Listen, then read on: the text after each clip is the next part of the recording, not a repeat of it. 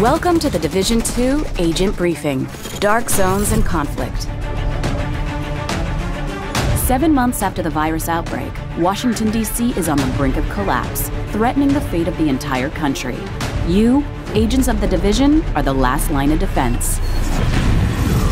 At launch, the Division 2 will offer a realistic and immersive experience, including an accessible range of online multiplayer activities across 3 new Dark Zones and Conflict, our organized PvP modes. After attempts to eradicate the virus failed, quarantined areas quickly formed and an insufficiently tested chemical was deployed, DC-62. The results were devastating. DC-62 proved to be just as lethal and left a path of desolation across concentrated areas of the city. Dark Zone, the Division's intense mix of PvP and PvE, is returning. The Dark Zone is a unique environment filled with rewards, where anything can happen and no one can be trusted. Agents will now be able to access 3 different Dark Zones, each with its own distinct environment, landmarks, and challenges, and with up to 12 players sharing the same zone. The 3 different Dark Zones host a wide variety of environments and gameplay, providing players with a renewed experience and different challenges every time they play. The walled-off Dark Zones have remained untouched by scavengers, leaving these areas filled with high-level equipment. But some of these items are toxic and will need to be extracted before they can be used. Agents can obtain equipment by clearing landmarks, taking down enemy factions, or securing supply drops, but also by embracing new ways to play as they turn against other agents. This is classified as going rogue. Rogue agents can now lockpick supply crates, steal other agents' contaminated gear before extraction, and hack SHD terminals to obtain valuable resources. But some still prefer a more radical approach, at the risk of becoming a target of their own. There are now 3 different rogue statuses that present players with a variety of ways to combat other agents in the Dark Zones, whenever they choose. Dark Zones are an experience where players need to balance risk with reward. They are normalized environments where all players have the chance to succeed. Automated turrets guard the entry points and protect newcomers from predatory rogue agents and enemies. This gives players the freedom to engage in their very own playstyle without being overpowered by veteran agents. While Dark Zones remain an accessible challenge, Occupied Dark Zones, our most brutal version of the Dark Zone, will also be available at launch.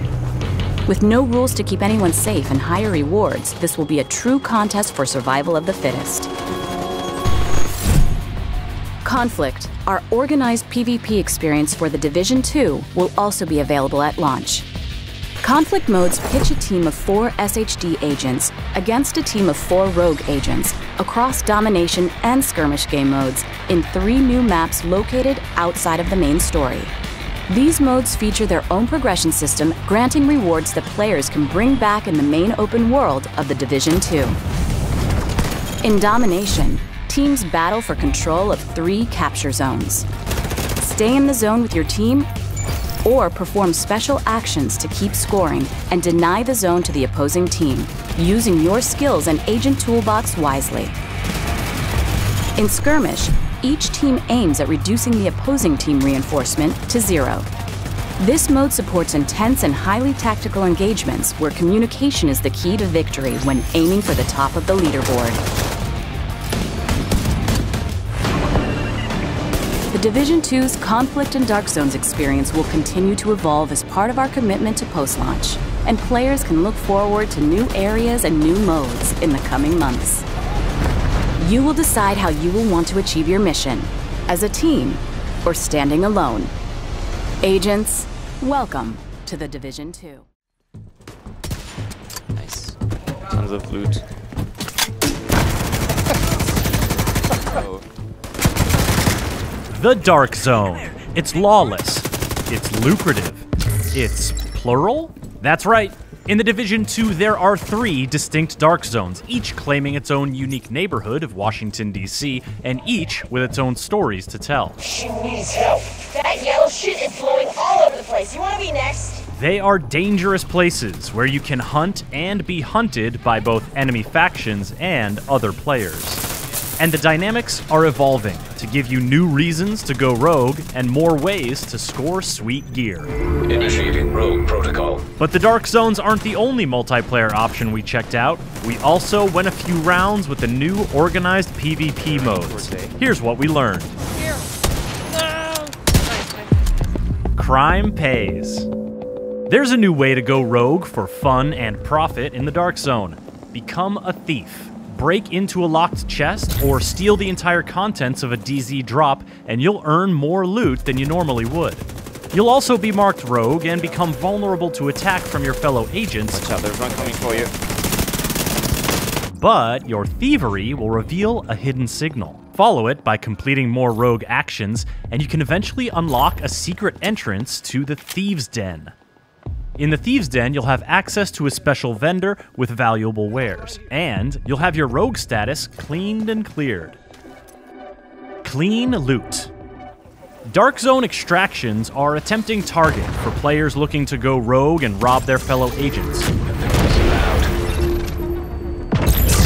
So securing your contaminated loot is always a bit risky. However, in the Division 2, some of the loot you find in a Dark Zone will be clean. That means you can equip it whenever you like, and you can't lose it if you die, so your DZ runs will be that much more lucrative. Normalization. If a player with powerful gear rolls up on a player with weak gear, the results could be messy. Oh, get stuck. That's where normalization comes in. In the Division 2, most dark zones will be normalized, which means all gear and weapon stats are brought within a narrow range, so no one totally outclasses anyone else. While you can still take your prey down quickly with a clever ambush, you now have a better chance to react, survive, and decide whether you want to retreat or push the engagement. They're flanking right. Flanking right. Down, I'm down.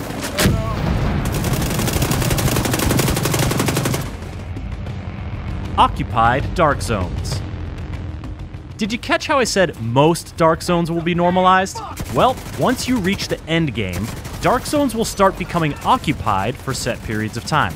We can't show you one just yet, but we can tell you that an occupied dark zone is not normalized. Got another one down. So every ounce of juice you can squeeze out of your gear will give you an edge. Furthermore, there are no icons telling you who is rogue and who is not. And friendly fire is always on. Kinda makes you wonder what sort of loot is in store for players willing to brave those conditions. Shades of Rogue. Take this short quiz to discover how rogue you are. Have you just entered a dark zone or only been fighting enemy factions? You are not rogue. Other players can't damage you unless they are rogue. Have you broken into a chest, stolen an entire DZ drop, or held down the button to toggle you and your teammates rogue? Rogue protocol initiated. Then you are rogue. You can attack other players to earn XP, gain currency, and steal their loot, but any other player can try to take you out. Have you turned rogue and taken out another player? You are now disavowed rogue. Your agent status is disavowed. The red icon means you are more visible on the map to other players, so watch your back. Finally, have you really leaned in to the disavowed rogue thing and killed a bunch of other agents? Then you have reached your final form, Manhunt Rogue. Manhunt now in effect. All players are alerted to your presence. The bounty on your head is sizable.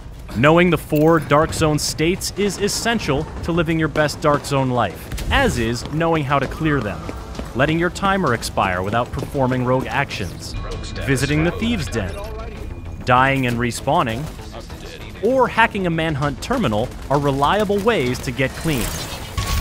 But if you want to double down, you can sabotage the Manhunt terminal. This will make your manhunt more difficult, but also more rewarding. Just remember, you still have to find and access another terminal to lose the manhunt and get your loot. Ease into it. Now, if you're having visions of getting jumped by other players immediately upon entering a dark zone, fear not. Your first visit to a dark zone will be a PvE mission, so you'll only have enemy factions to worry about.